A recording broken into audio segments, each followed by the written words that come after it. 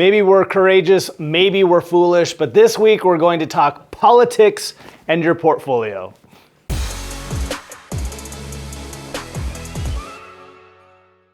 So we've been getting a lot of questions about what the election might do to people's portfolios as we do most commonly every 4 years around the presidential election cycle. So we wanted to touch on a few important things. But before we get to the big points that we've been making to those of you who might have called in, I wanted to start with this, which is a friendly reminder of how much we all really have in common. We're blessed to work with a lot of different people, a lot of different worldviews, a lot of different politics, and have some conversations with them around their lives and what they believe and what their goals and dreams are, where we really get to know them on a deep level. And what we find, again, is most people are good. Most people want good for other people.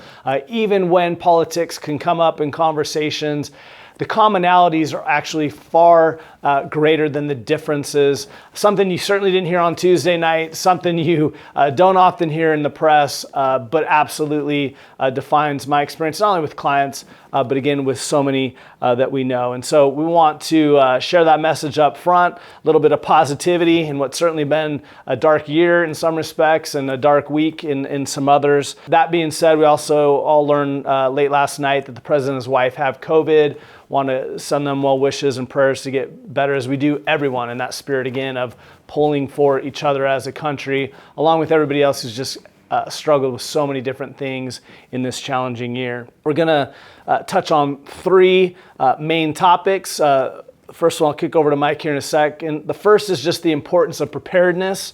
The second is the importance of taking a longer term view. And thirdly and lastly, we'll talk about how the market does historically respond to election cycles. So with that, the importance of preparedness. So preparedness, what we've done with your portfolios is we've designed them for all things that potentially could happen. And so we've balanced your portfolios between equities, fixed income, real estate, and we've designed it for what you need. And so in that balance, there's a lot of diversifications, there's a lot of great companies, there's a lot of great investments, and so we've prepared for anything that might come our way. We were prepared when 9/11 came along. We were prepared when 2008 and the Great Recession came along, and we were also prepared in COVID. And we adjust if we need to. We're evaluating your investments on an ongoing basis, and that diversification is critical.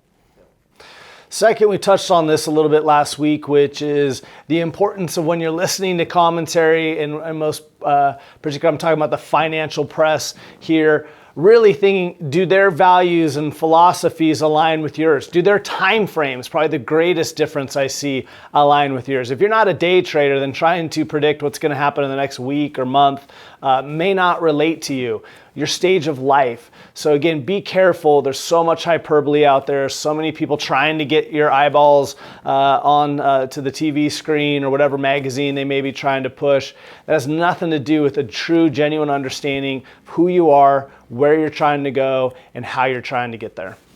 Yeah, and finally, one of the strongest points that Tim and I have had over the years, and then with us joining forces, is in how we design our plans around cash flow for you on a monthly basis during your retirement years. And we had the My Bucket system, and you guys have Money Guide Pro and all the planning that you've done.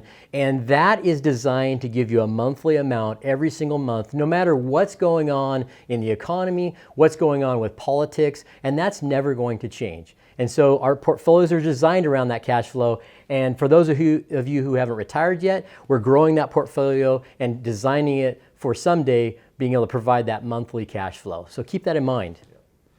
Second point reminds me of the famous Benjamin Graham quote that in the short term, markets are voting machines, no political pun intended there, and in the long term, they're weighing machines. But what he's really getting at, again, is those time frame type dilemmas of short-term thinking versus long-term thinking. I know you have some thoughts on that. Yeah. In the short term, the volatility that you see is based on human emotion. And whatever's happening can drive the market up or drive the market down. Long term, the market is driven by fundamentals. And that's another key point we have always had in common, is we base our investment approach around looking at the fundamentals of the investments that we've put in your portfolio for your plan. And as long as those fundamentals continue to grow and are strong, then long term your portfolio is very, very sound. But in the short term, we're going to have volatility like we did in the spring with COVID, which was really hard to live through, but your portfolios did well. And then also now we have an election. And we don't just have an election every 4 years, we have an election every 2 years. And your portfolios have done well through all those different elections. Lastly, and we'll wrap it up here, thanks for your time and attention, is the reality of how markets do move to elections. Here's the bad news for any of us hyper-partisans out there, not to say we are, but what markets like best is not having one party in control of everything. And even when they do, they rarely have it very long. What markets like is split government and people having to compromise. And there's a chart in the written commentary below that you can check out that shows you sample sets are pretty small for any of them. These things only happen in terms of presidential cycles every 4 years. But again, it's a great reminder to our first point that pulling together and compromise is not only the smarter path through in general, but it's actually what markets cheer as well.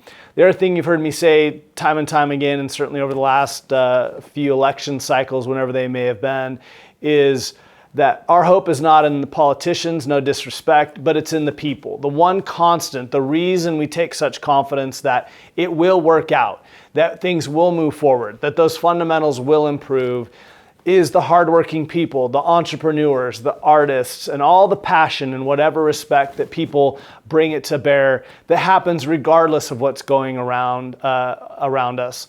The other reality is the darker the moment, and this year arguably is one of those dark moments, usually the greater the innovations, the more beautiful the art that comes out of it.